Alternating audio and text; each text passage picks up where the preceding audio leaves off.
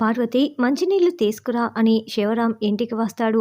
అదుగదిగో మీ ఆయన వచ్చాడు వెళ్ళు అని అలివేలు చెప్పటంతో అలాగేనని పార్వతి ఇవిగోండి మంచినీళ్ళని వచ్చి శివరాంకి ఇస్తూ ఉంటుంది. అప్పుడే నీళ్లు తాగుతున్న శివరాం అక్కడ గోడకు తగిలించి ఉన్న తన ఫోటోకి మాల వేయటం గమనించేసి వెంటనే నా ఫోటోకి దండ వేసింది ఎవరు అని పార్వతిని నిలదీస్తూ ఉంటాడు.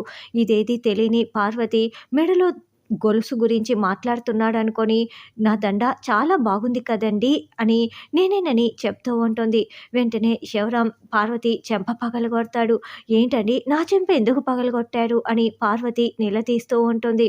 అప్పుడే ఫ్యామిలీ మెంబర్స్ అంతా అక్కడికి వచ్చేసి ఏంటి ఏమైందని అడగటంతో నా ఫోటోకి దండ వేసింది ఎవరు అని శివరాం నిలదీస్తూ ఉంటారు. అప్పుడే పద్మ, ఆద్య, శ్రీను అక్కడ ఉన్న వాళ్ళందరూ కూడా శివరాం ఫోటోకి అలా పూలమాల ఉండటం చూసి చాలా షాకింగ్గా చూస్తూ ఉంటారు. ఏమో మేం వేయలేదే అని చెప్తూ ఉంటారు. అయితే అలివేలు ఫ్రిడ్జ్ని ఇంట్లో తెచ్చి పెట్టడం కోసం ప్లాన్ ప్రకారం ఆ ఫోటోకి పూలమాలని వేసి ఉంటుంది.